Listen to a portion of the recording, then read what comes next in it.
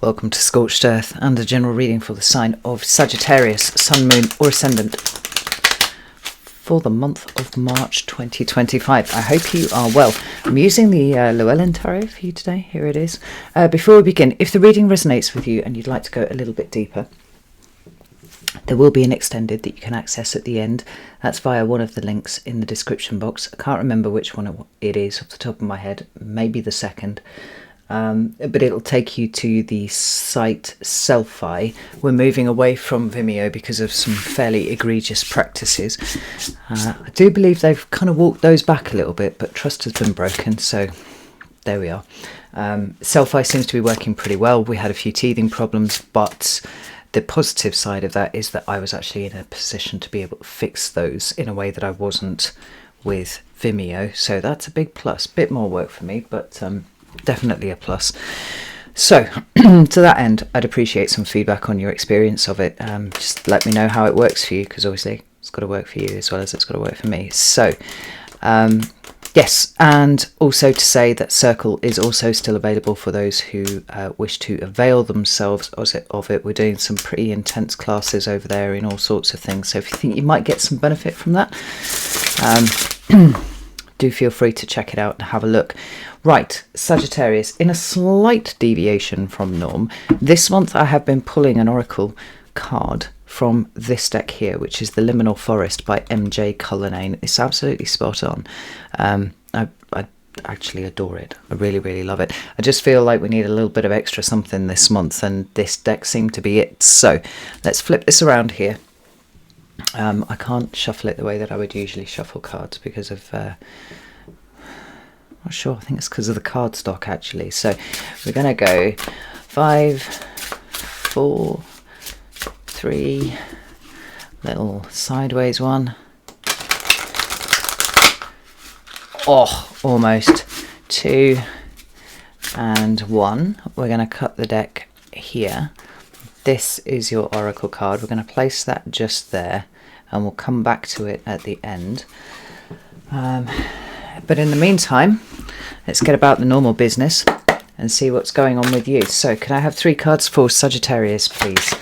What does Sagittarius need to know? All right, so the first 2 cards that we have are the Ace of Cups and the Hermit in your recent past. Let's kind of pop them there so we can see what's going on.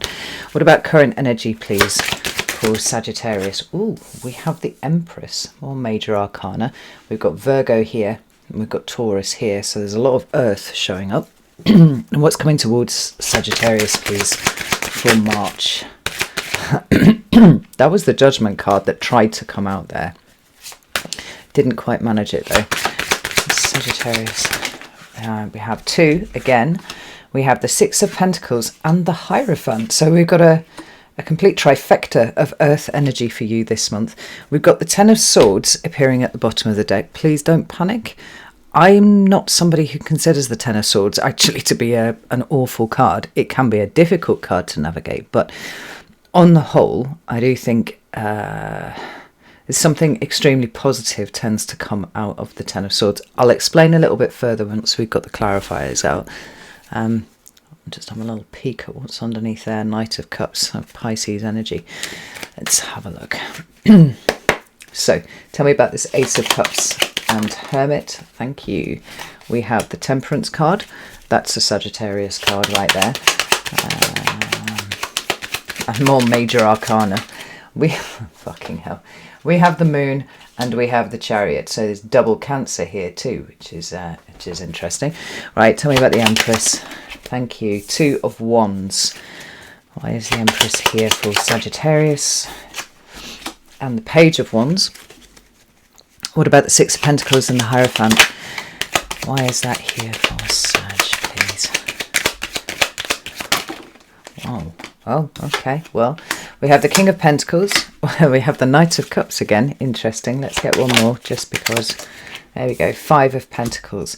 This is very interesting because at the very least, it looks to me a little bit like there's a lot of environmental stuff going on with you this month, Sagittarius, right? And I don't think it's necessarily all kind of around the home, but for some of you it could be. But we've got aspects of work coming up here. you know, the material environment generally, but something else. And it all seems to be fairly preparatory on your part, and I don't know why that would be, but I would it's almost like where there is difficulty, that difficulty, certainly in the case of the Five of Pentacles, seems to be what you are preparing for other people rather than for yourself. I'll make a nice selenite out here. I think I might also grab the World Unknown, because I think we might need it at some point in this reading. So we start off over here with the Ace of Cups and the Hermit, and this is frankly, this is a fucking delicious combination, Sagittarius, because the Hermit, which represents the sign of Virgo, is very much about the internal journey, right? It's about going within to find the answers. And we're not talking about, you know, whether you should have one takeaway over another, although actually you could totally lean into yourself to discover that kind of information.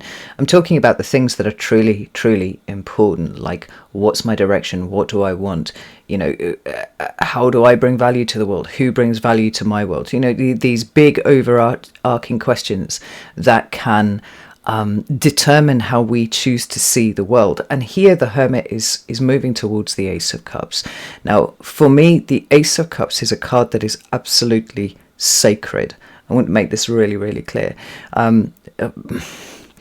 Mayhap, in some ways, all of the aces are sacred, and that would be the correct way to see them, but there's something really, really important about the Ace of Cups, because the Ace of Cups is your direct point of communication with the universe. That's the way that I see this card, right? So it is representative of the relationship that you have with you, and then by extension the relationship that you as a magical being, you as a soul, however you want to see it, is communicating literally with the cosmos at any given point. It is our conscious mind, the chattering monkey, if you will, that tends to create the obstacles in us living this very soul-fulfilled, emotionally balanced, emotionally self-generating kind of existence, right? So we've got two cards that are talking about a deeply, deeply internal experience coming together to introduce some aspect of novelty in the way that you are going about things. Now, if you were of such a mind, you could look at the way that I described this kind of, you know, relationship with self being absolutely sacred, relationship with the divine being absolutely sacred, as something that feels kind of intrinsically selfish. It's like, it's all about me. It's all about my relationship with the universe. It's not quite how it works. And I don't know why, but I feel like I want to lay that one out for you here, even though as a Sagittarius, you probably understand this better than most. We are all here in some way or another to be of service to other people. We are not here to be doormats. We're not here to be slaves. We're not here to be, you know, consistently yoked to the whims and desires of other people when it comes at the and particularly when it comes at the expense of self. It's more like this understanding that everybody is here on some sort of sacred spiritual journey. Everybody is here to uncover truths and answers that feed the collective unconscious, and we are in, quite frankly, the most insane month I think that any of us who happen to be alive right now have ever experienced. But we do this so that we can be of better service to those around us. We can be of better service to the souls that are also here on planet Earth at this time, at the same time, trying to learn something. Nothing that is done, even when it's done for self-improvement and self-betterment, stops at us, right? There are ripple effects that go out right across the cosmos. And at a point in time where, you know, referring back to this incredibly wild month that we're having right now, what's underpinning this is a huge shift in consciousness. Any contribution that we individually make to this process is kind of raising the bar on everything. Now, I don't know why I needed to tell you that. Like I said, I think that you probably understand. But it means that whatever's been going on with you recently is actually really, really pivotal. There's something truly of significant contribution that is going out there. Now, we have underneath the Temperance card the Moon and the Chariot, and I actually really like this combination as well. I mean, not only do you have, you know, a full house of major arcana clarifiers, and to me that always feels like it's more of an underpinning energy than anything else. What it's saying here is, despite the way forward being incredibly unclear, and you know, the Moon will represent those things that are obfuscated or, you know, potentially even illusory at some point, right? But the main point of the Moon is we can't really see it clearly. We can't see the details. We can't really tell where we're going to end up by following this path. But we're committing to getting ourselves out of whatever soup we're in, and we're heading off, right? So this pool here and this crayfish, because that's what that is down there, that's a little crayfish. You know, the emergence of the crayfish from the pool of water is talking about things coming up from the deep, right? And the Moon for me also talks about things that are rattling around in your deep subconscious. So when we've got you on a journey of looking for something, you finding the Ace of Cups, which is probably, you know, having something to do with processing what is coming up from the very, very deep, or even, you know, perhaps on some level, an awareness of the collective unconscious that you haven't really connected with before, but suddenly it's here. Allowing you to heal yourself and also move forwards, despite the fact that you have absolutely no idea where this journey is going to take you. Now, I did say that this month, I've said it twice now, is a bit of a game changer. What I didn't do before I started recording was actually work out where all this shit is going to be happening. Now, I can only tell you from the perspective of Sagittarius ascendant. So if you are watching this for your sun, and you're watching this for your Moon, or even your Mars or Venus or something like that, and you do not have those placements you do not have your you don't have those placements in your first house of Sagittarius, then you are going to have to look at your own personal birth chart and work out what this looks like for you, because it is from the ascendant that all of the other houses are ordered, right? So if you are a Sag ascendant, hang on, I'm going to need to write this down on a piece of paper because I always struggle to visualize the wheel of the zodiac. Give me a second. Thank you for that. Right. Who says I've just written it in a little circle? I literally cannot visualize it, even though I know this stuff inside out. Like, just no visual fucking imagination. It's very, very different. Anyway, so, like I said, I can only really speak to this if you are a Sag ascendant. And if you are a Sag ascendant, then some of the things that are going to be hitting this month for you are going to be, first, lunar eclipse in the sign of Virgo. This is hitting your 10th house. So something around your public reputation is changing, right? Whether that's your job, your career, something like that. A lunar eclipse is like a full moon on steroids, right? So what's happening here is something's being closed out, something's being released, something, in fact, is ending. And this is good because what it's doing is creating space for whatever comes next. And whatever comes next, we may well see arriving here in your 5th house, which for you is ruled by Aries. There's a solar eclipse there on the 29th of March. This is indicating new beginnings of some sort. Now, because this is the last in the Aries-Libra eclipse cycle, there's a distinct possibility that what's showing up here for, like, a new start is actually a continuation of a story that started last, was it April, when we had the Aries eclipse, the first Aries solar eclipse then. So you might do well to go back and have a look and see, what were you doing? What started around about then? Because eclipses can take up to a year to start, to fully play out. And this one certainly is boosting something. But it may just be bringing in something altogether new. In your 5th house, it's talking about fun, joy, love, sex, children, physical activity, which is something like exercise and games and sports. It's a house that's traditionally ruled by Leo, right? So it's quite a physical house for you if you are a Sagittarius ascendant. But at the same time as these eclipses are going on, and this is going to send the energy a little bit funky this month, we also have in your 5th house Venus going retrograde. In fact, as you're watching this is already happening, and that she is going to be retrograde until the 12th of April, I think it is, something like that, right? And she's going to retrograde in Aries, through Aries, into the house of Pisces, which for you is the 4th here. So we've got some sort of conversation, some sort of dialogue, some sort of reassessment, reevaluation going on, potentially around relationships, but also potentially around money and comfort and things like that Venus rules. A conversation going on between your deep 4th house and the 5th house, right, which is adjacent, and speaks to the ways that you will experience these fun, joy, sex, issues with children, potentially, things like that, right? They're all happening around there.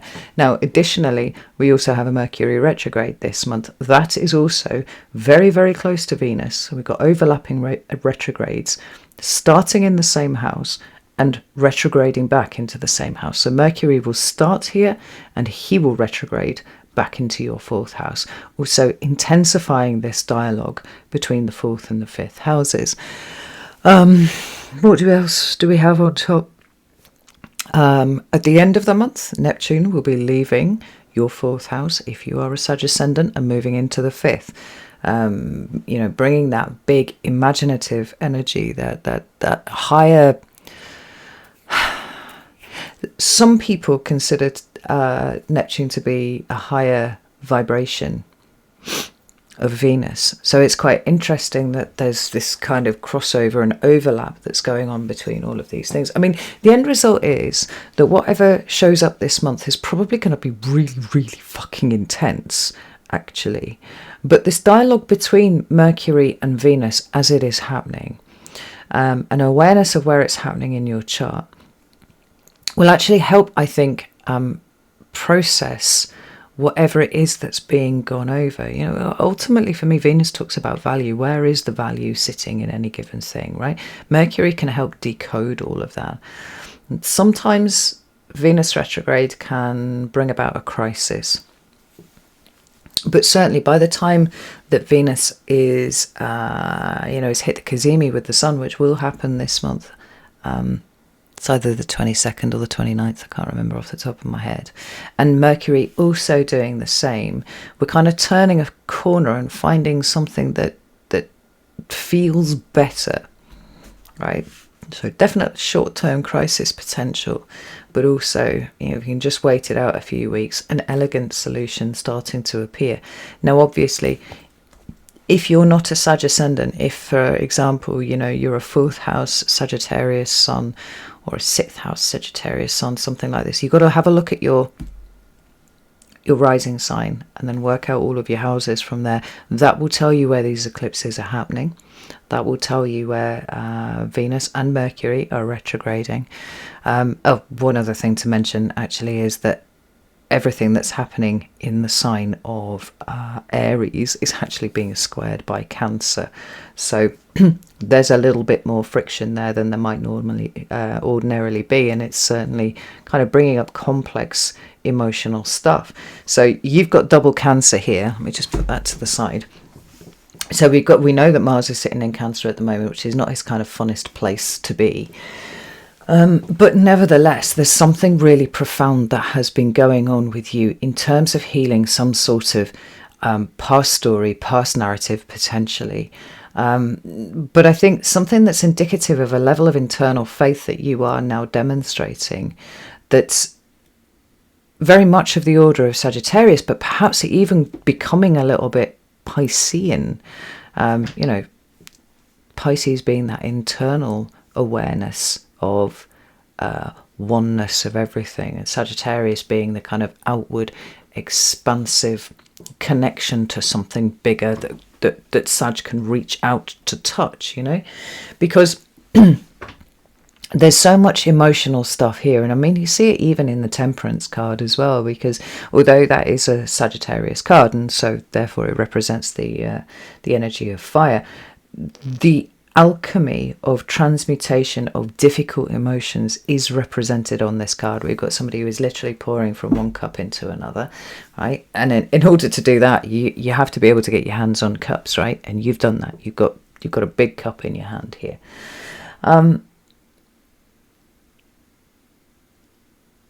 Totally lost my train of thought. One cup into the other. But we've also got this sense of you having Oh yeah, just talking about the fact that water is on this fire card, and almost consistently you will find water on this temperance card, no matter what deck it is. Yes, we've got you absolutely managing to prove to be victorious over very challenging situations, but there's something deeper. There's a deeper emotional lesson that is emerging here for you.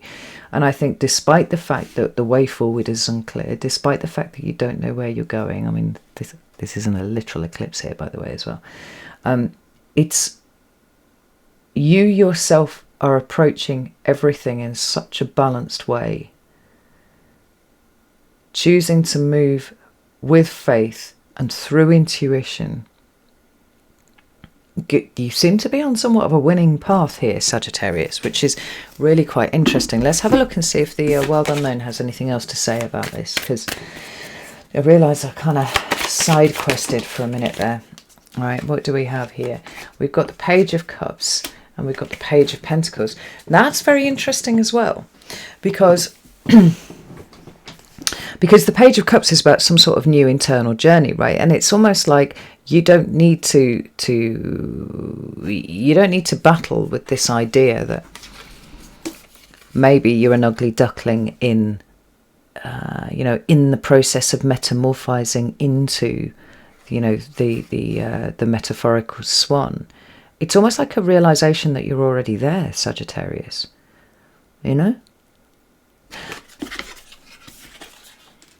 We've got this rainbow that's running through both of these cards, which is a symbol of optimism and, whatnot. In some ways also indicative of temperance card energy, where we have, we have succeeded in things that were very, very difficult. For you, Sagittarius, that difficulty is always going to be internal.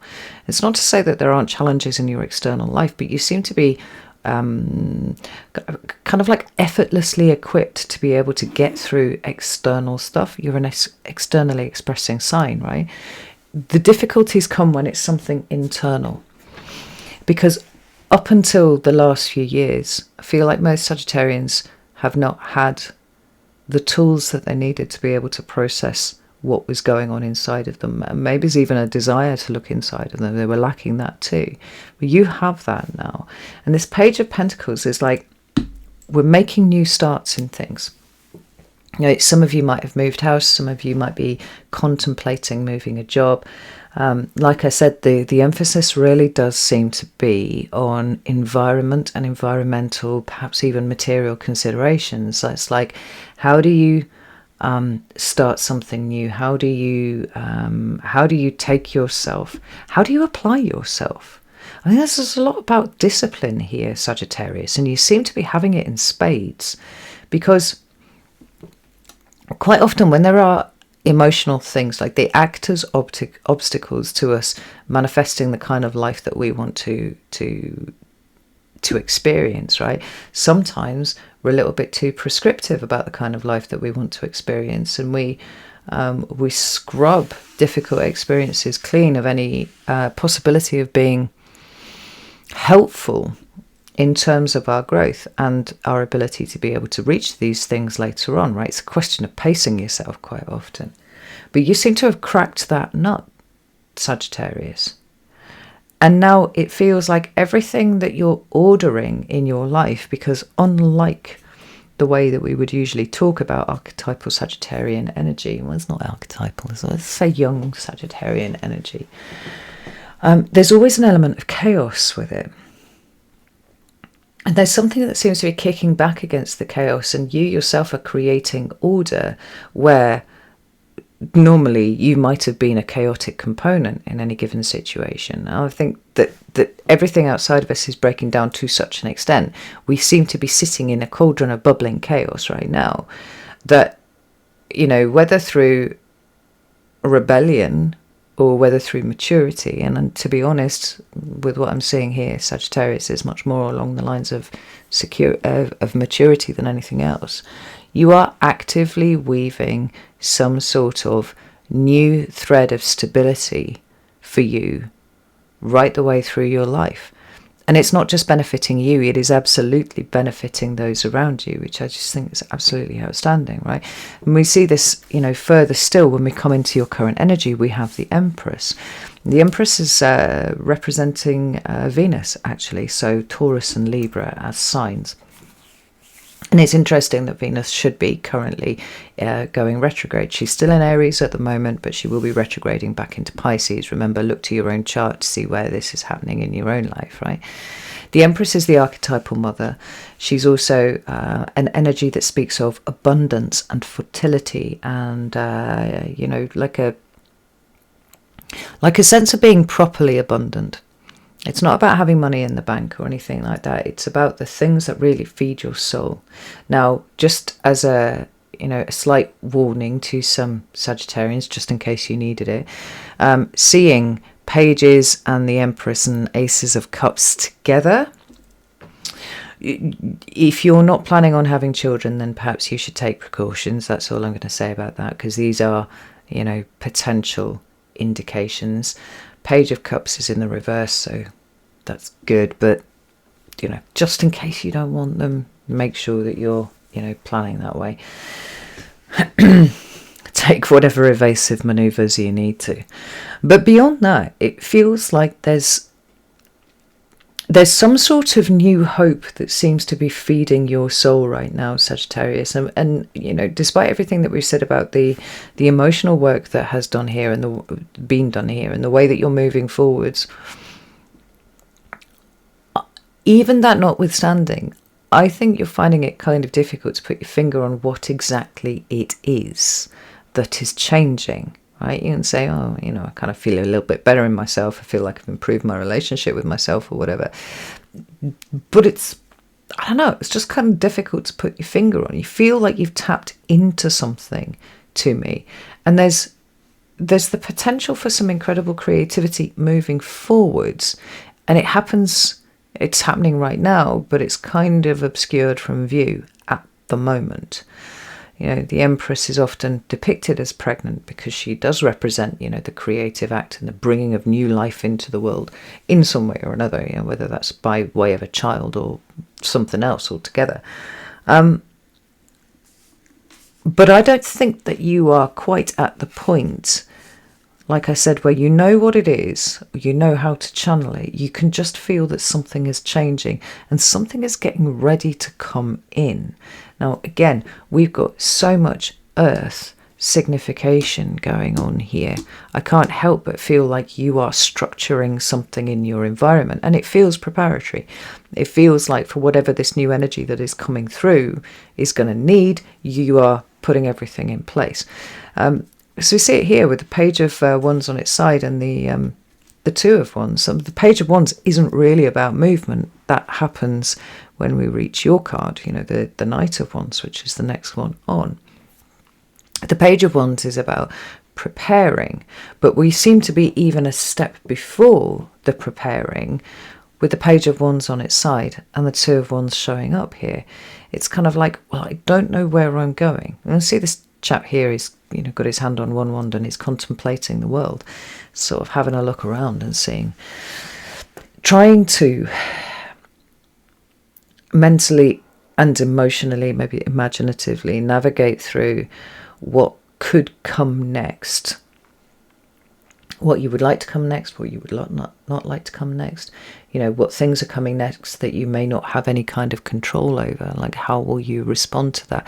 There's a great deal of internal processing going on here, and it's not that you're not doing things, because you absolutely are. I feel actually you've probably been more busy recently than you have been for a long time. It's unclear where the destination is. It's unclear where this ends. And it's unclear actually on most levels what the best course of action is. You seem to be leaning into both gratitude and intuition to guide your way without putting any of your own expectations over the top. I just think when things start to shift, you will pick up that signal and you'll understand what's going on and you'll orient yourself towards it. But there's so much activity going on in sort of sorting out where you are with half an eye on the future and where this indeed may be going. And that is, whoa, good Lord, interesting. We've got the Fool. Now, the Fool is a tremendous card because it does speak about liberation and freedom. It talks about, you know, unyoking ourselves from previous narratives, unyoking ourselves from a particular way of seeing the world, and quite frankly, giving ourselves permission to amble like the Fool. Now, your energy is very directed. It's going in a particular direction, but we don't know where the end result of that is. We know that you're busy with all sorts of things, but there's a sense that what you're busy with right now is exactly what you're supposed to be being busy with. You know, we've talked a lot about chopping wood and carrying water. We can feel that there's some sort of seismic consciousness shift going on at the moment, but none of us really have enough information to know what that's going to look like when everything starts shaking around. So what can we do? We focus purely on what is ours to control, what is ours to do, and that is the chop wood, carry water aspect of being a human on this planet, right? You seem to be really, really busy, and I'm gonna hedge my bets, not hedge my bets actually. I'm going to posit that I think that most Sagittarians are actually paying more attention to what is going on in their home right now than they are to anything else. And by home, I mean your material environment, what's going on in there, how you're sustaining that. So we could be talking about jobs and works and careers and all that sort of thing as well. And also the people that are occupying that space. Sag feels like it feels like you're giving a lot of mental and emotional energy over, probably physical energy, over into kind of getting that straight, sorting that out. And I like it because you're doing it all without needing to know where you're going. You're doing it all without putting your expectations over the top. Like I said, you have absolutely no idea what's fucking going on, but you're like, this is mine to do. I'm going to get on with this. You know, when the universe starts tweaking at me, I will know that it's time to put my focus on some things and my attention on something else. But right here, right now, this is where it needs to be. Again, with the Fool and the Chariot showing up, is and all of this pentacle energy, new jobs, new homes, you know, new material experiences. They seem to be dominating your focus, and they should be right now. That's what's really clear. Now, if we talk about this Ten of Swords for a moment, because we haven't really looked at it that much, you know, it does represent an ending, and it's a card that most people don't like to see. And they don't like to see because it represents some level of discomfort. And I get it, I understand. But discomfort is your friend. Discomfort is the thing that unlocks this higher level that we're all capable of working at. Comfort, complacency, good times don't do that to us. Now, you know, at its worst, the Ten of Swords can be, you know, this feeling quite literally that we've been left for dead by the universe. You know, it can speak to betrayal. It can speak to humiliation. But certainly in your case, and generally speaking, what it represents is the end point of a very, very difficult journey through the Suit of Swords, which is, I think, the most testing of all of the suits, that is culminating in a way that we are changing our minds, we're changing our perspectives, we're changing the way that we're processing the information that comes in, and the idea that we have about reality that forms as a result of what is coming in to the mind right now, right? We've got the Page of Swords sitting right there. He's kind of looking at this Ten of Swords and going, well, there's a huge mental expansion that's going on here, right? There are different ways of thinking about things. Maybe there are different concepts that we're kind of rolling around and playing with now that we never used to. The one reason why I like the Ten of Swords is because it represents that end point of a difficult cycle. The swords represent thinking, communication, you know, the workings of the mind generally, logic, reason, all of this sort of stuff. Information, quite often. So when the 10 comes in, it's like, well, we're not going to think like that anymore. We are pushing ourselves to think differently. And here's the thing, because the Knight of Cups is sitting underneath there, for whatever reason, it's Pisces energy that's kind of pushed this towards a recognition that everything that was of the old sword cycle, which is to say everything that preceded the Ten of Swords up until this point, is of relatively little value compared to what you understand in your heart and what you're starting to see about the world around you and the way that it works. Again, the Knight of Cups, representing Pisces, is an understanding of the ways in which we can choose to be of service.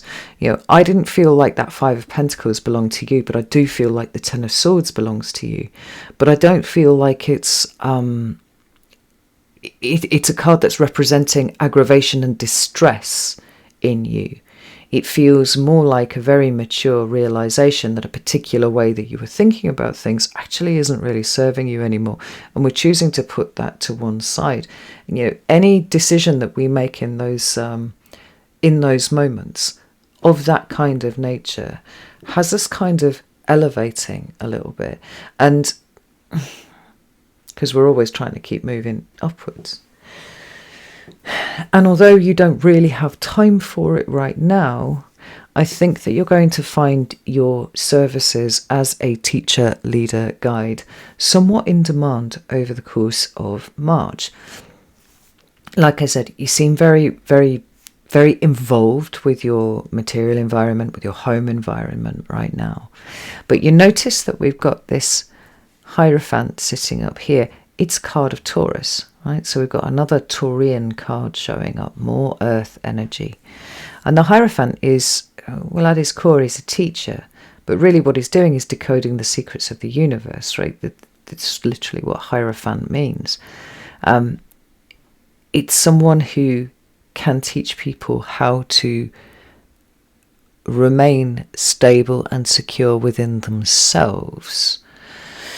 Particularly this version of the Hierophant, right? There are others that have, right, deeply Catholic overtones, and we can be talking about society and hierarchy and structures and top-down governance and all that kind of thing, right? But this one, because we've got this druid sat here with this peaceful harp, it feels much more about an internal mindset, right? An internal, a very peaceful way, a very stable way of presenting yourself that quite clearly is coming from a place that is very, very balanced inside. I didn't even mention it, but this too is a Taurus card. It's Moon in Taurus.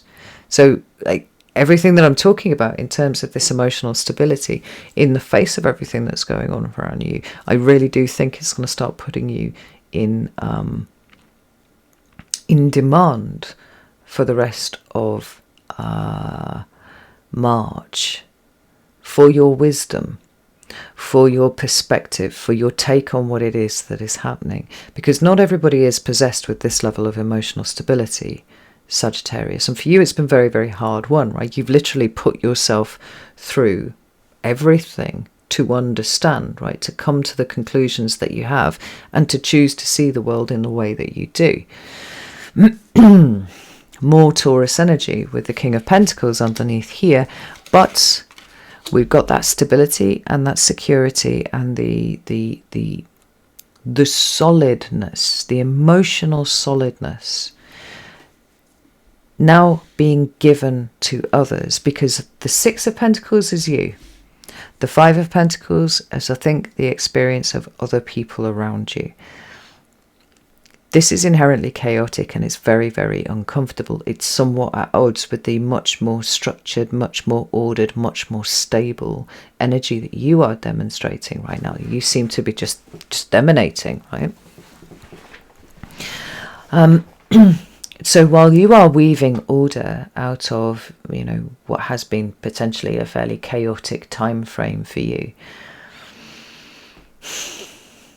others who have not so willingly put themselves through the mill as you have, right, allowing themselves, as per the Judgment card that tried to jump out but didn't, putting yourself through the purifying flame, allowing yourself to be reborn, they are now perceiving things to be so chaotic and so stressful that they're going to look around and look for people who seem to have their shit together, and you, Sagittarius, have your shit together.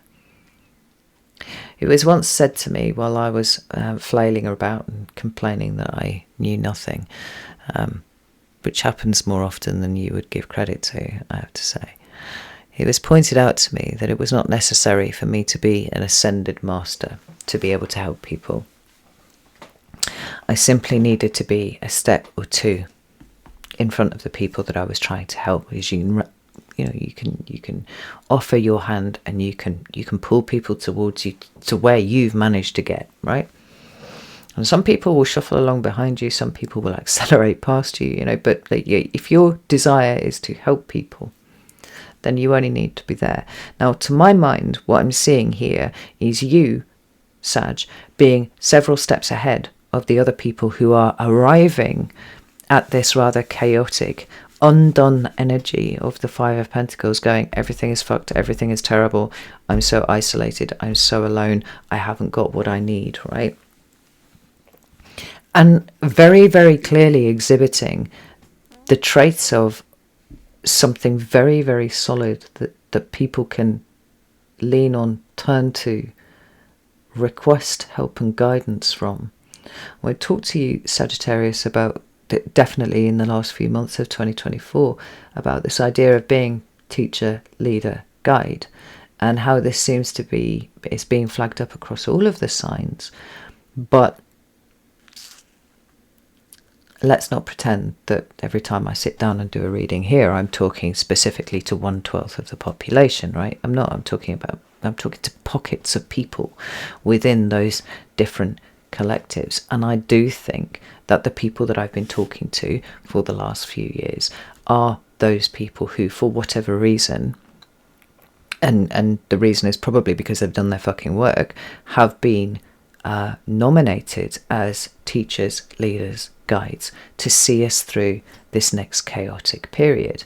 It's wild how the signs that are, generally speaking, considered to be chaotic are the ones who are just kind of like, well, it's just a Tuesday, it's fine. There's nothing wrong here. It's like the wilder everything gets outside, the more the calmer you seem to be, the more solid you seem to be. And I don't think it's a seem thing. I think you actually are exactly that. And this is another one of the reasons why you are infinitely qualified for what it is that the universe seems to be nominating you to do right now. So all of this to say, because you are clearly, without even trying, you are clearly at a point of stability that most other people are not experiencing right now, you should absolutely expect to have your DMs and your phone glowing red with the number of people are going, I need to talk to you about this thing, like looking for perspective, looking for ways that they themselves can create that kind of stability for themselves. And it doesn't matter how much you've tried to talk them through your journey over the last 5 years. I think unless you've experienced it yourself, most people can't really get their head around what the fuck you're talking about.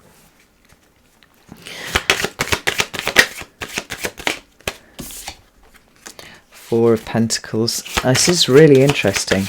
We've got even more Pentacle energy. I'm going to take that as a... There's two ways of looking at this Ace of Wands, right? This Ace of Wands can be in reverse, and what we've got is not an implosion, well, possibly slight implosion from some people where they're kind of doubling down on what they know and what they're holding on to, and it's like, no, it can't possibly be like that. I don't want it to be like that. My entire sense of reality, my entire sense of comfort and stability and security and all of these kind of things is being undermined by what I am now seeing, and I'm not about that. I don't want to engage with that in some sort of way. But at the same time, there's you here as an absolute firecracker, Sagittarius, but a very stable and, solid firecracker who's going, no, this is cool, this is the way. You have to be prepared to incinerate everything that was so that you can get through here and end up where I am. We've got the Tower at the bottom of the deck. It's not your tower, Sagittarius. Like, you've willingly submitted yourself to the Tower over and over again, and that's why you're prepared for everything that's happening, the kind of change that is coming in.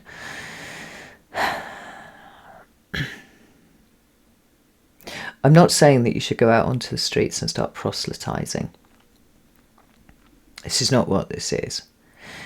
It's more recognize where you are and the rather elevated position that grants you, right? Which you've earned. But this month, it's almost like you've had the time that you needed to focus on making your space just right. Right? You're sorting those things out in your environment that required attention. But probably and certainly towards the end of March, but increasingly over the course of March, what you're going to see is you kind of accidentally stepping into this role of a guide or a teacher or a leader or someone who can see in a way that other people can't. You've got the tower at the bottom of the deck here. I wonder if these people who are kind of doubling down on this, right, literally regressing to the thing that they can hold on to the hardest, are the ones who are going to experience the tower. Certainly, if they're in this sort of state here, then that's a state of massive resistance, and the universe is probably just going to kick their knees out from underneath them, you know. In some way or another, Sagittarius, this is what you have been being prepared for quite a long time. And those of us who've been being prepared for this for quite a long time don't really get to sit it out. Like, the universe would not have selected you in particular. And more than that, you wouldn't have heralded the call if you were supposed to just sit on the sidelines and watch everything go down, right, with your bucket of popcorn. So be ready, or be prepared. You know, some Saggies have a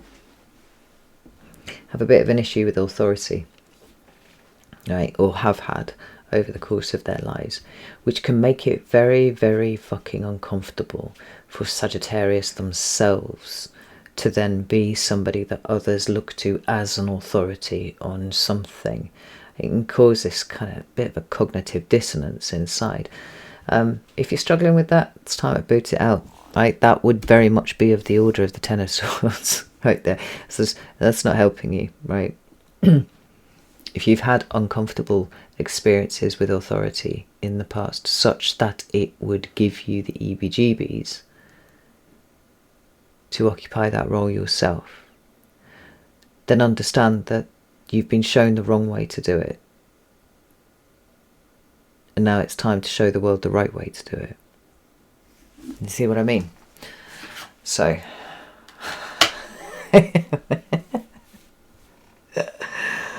I'm cackling because the Judgment card tried to come out and then it didn't. And here it is coming out in Oracle card form. I'll be entirely honest, like, I have not been through this deck and looked at every single card, but it isn't a tarot deck, it's an Oracle deck. And the one fucking card that I spotted that didn't jump is the card now that comes out as the Oracle card for you. Now, we can see here that, you know, there's an indication that I don't actually... Let me hold it a little closer so you can see it, right? We've got two big crows that seem to be sitting in judgment of a smaller one, possibly.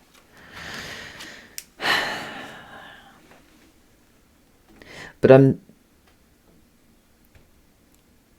looking at this here, Sagittarius, and what I am actually seeing is you as the white crow. And these bigger energies that you have almost as guides overseeing your transition from the way that you think about yourself now and orienting towards what you are actually here to do, which is much more Hierophant in nature. Now you think about the structure of the Hierophant card, right? What we have is a character that's sitting in the middle here, and then we have two acolytes sitting at his feet. The image is reversed. It's a totally different card, right? But it's putting me in mind of the Hierophant, where you are going up and speaking to the universe, to Source, Creator, God. you know, your higher self, your guides, whatever it is, and going, okay, what's next? What do I do next? Almost like there's this sort of situation going on here. So you turning around and you going and having a word with the big guys, like, what do I do next? What's the next step? What do I do? Right, decoding the fucking mysteries of the universe, and then turning around and coming back here and being ready to receive those who are looking to receive your wisdom. This is absolutely fascinating, Sagittarius. I am going to leave it there because this month every single fucking reading has been so long and I don't know why. I'm sorry. I'm going to go to the extended now. If you would like to join me over there, you're very welcome to do so. We're going to be looking specifically at this month and what it is that you need to know. You can come and join me over at Circle. I've got the lower tier if you're just interested in the extended readings, or there's a higher tier if you want to come and participate in classes and all the other stuff that we've got going on over there. Or you can go over to Selfie and just buy the one extended that you want. It's entirely up to you. Those options are available to you, and I'm not going to be well, I'll just be happy to see you wherever, you know. This is a massive month, Sagittarius. It's really, really huge. And I don't think that I just don't think you can really get away anymore with pretending that you aren't playing a huge part in this, because you are. So I'm going to leave it there. Know that I love you all very, very much, and I'll see you soon.